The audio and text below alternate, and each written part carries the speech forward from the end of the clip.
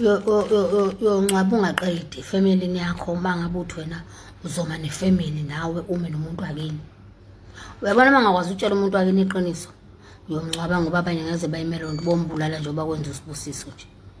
Le family le lo mntwana wafeba elotsholo wahamba ozala ingane kwenye indoda. Waqhubeka wabuyela kuyindoda futhi. Indoda yamxolela. Ucabanga ukuthi indoda ixolile? Ithi indoda mase simuvile sikwenye relationship aphinde futhi yena ayaphinda ayimoshele futhi.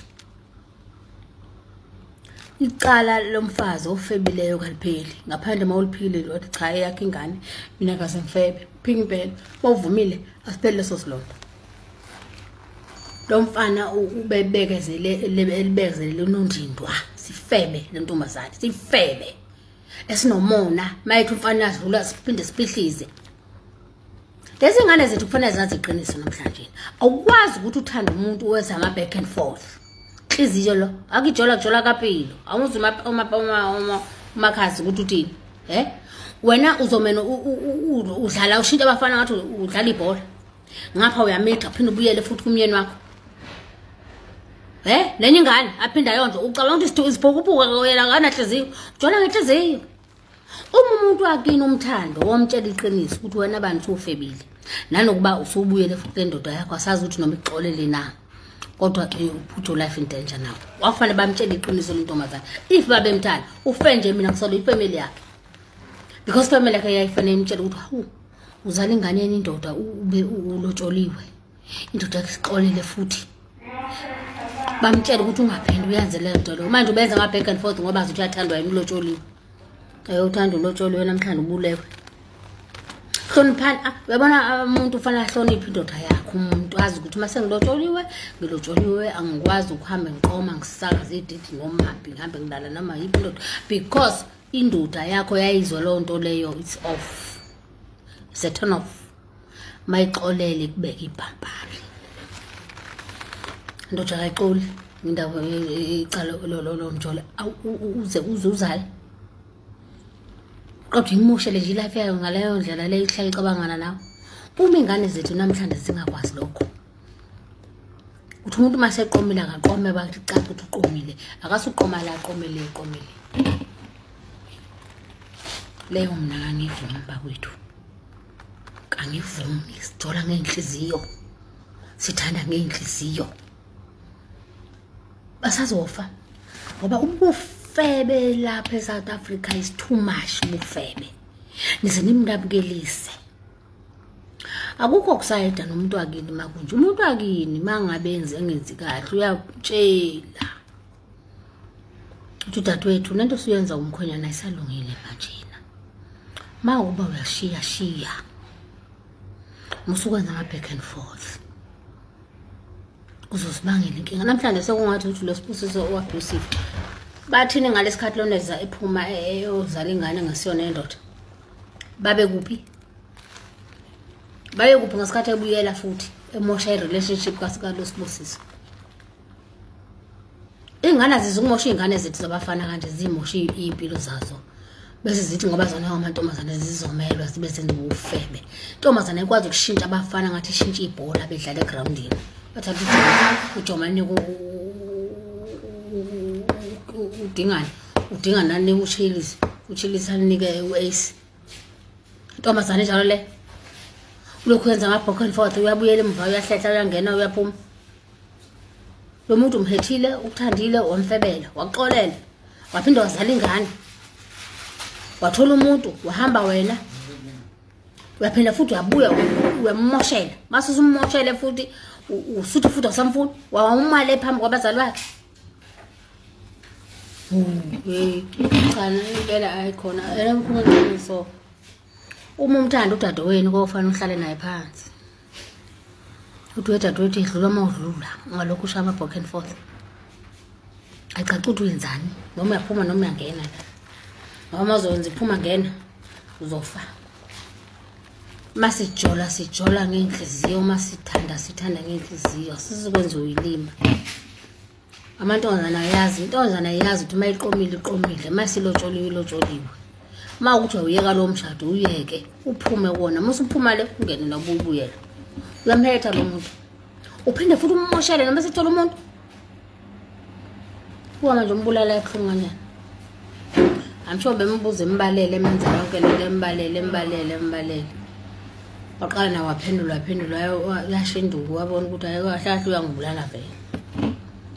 Abantu abohlala nezingane zabo abona umfazi ozele ingane omfana kahlale nesifebe sakhe phansi asitshela ukuthi woqoma kube once mawukuthi uyadlula lapho hlukane nokuthi into zokuphiwa futhi abafana ungavumi ukwenzelwa ngoba kusasa uzofela zona. Womane engane yakini uyitshela amaqiniso ungathi uzoma nayo nje ngoba ngene yoshana endlu ngelinye ilanga isibhamu soqala kuwena. Yakhumbula lapha eNtuzuma ubhuti wahamba nodadewabo osayina divorce nendoda. Indoda thatha isibhamu sikhomba kumfowabo qala bamdubula washona umfowabo udadewabo wahamba esibhedlela nawadutshula. Niyekela ukusada le nto engasile khuzala amantombazane ezinto eyodwa ukuthi uyaphuma noma uyangena.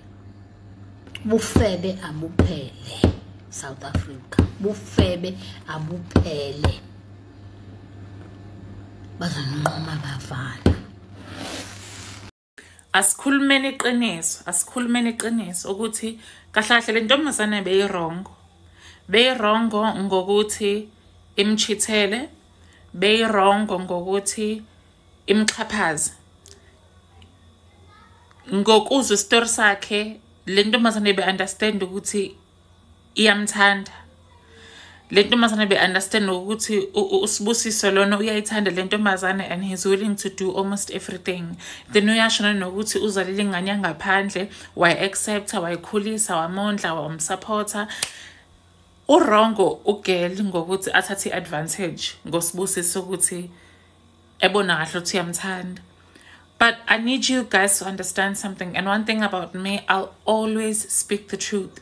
You may not like what I say. You may not like how I said it, but I'll always speak the truth. And gents, because you're listening to me, I want you to understand something. Yabo, as soon as you lift isandla sakho, umshaya umuntu wesifazane, suke sokhucula thina amandla ukuthi sikudefend. Ayikho into emhlabeni engavuma ukuthi wena umshayile. Ayikho into engasenza ukuthi thina sivumele wena ukuthi umshayile. Because number one, you could have walked away. Bongahlukana naye. Bongamziba. Kuzoba buhlungu, but bongamziba, bongamyeka.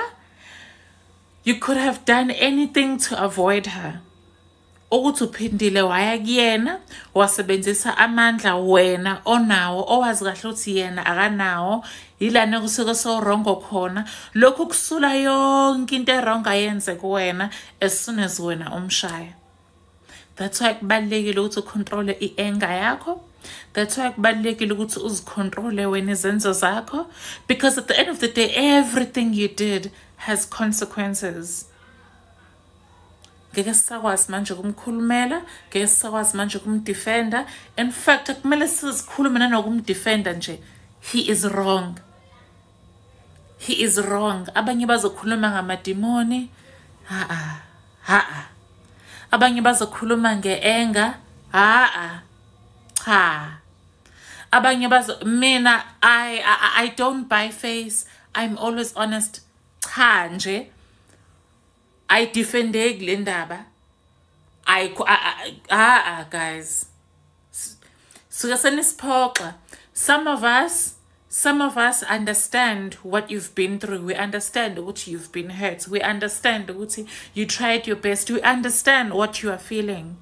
But khona actions of uluwathathe asenza sibeke izandla phansi kuvela ukuthi asikhale. And asakhaliswa ukuthi we can't even defend you anymore. Sikhaliswe lento soyenzile komunye umuntu. Guys, control your anger. Anger management classes, guys. Go to therapy, guys. Talk about your feelings, guys. Hamba uyentabeni ukhihla isililo ukhale okungcono ukhale inyembezi.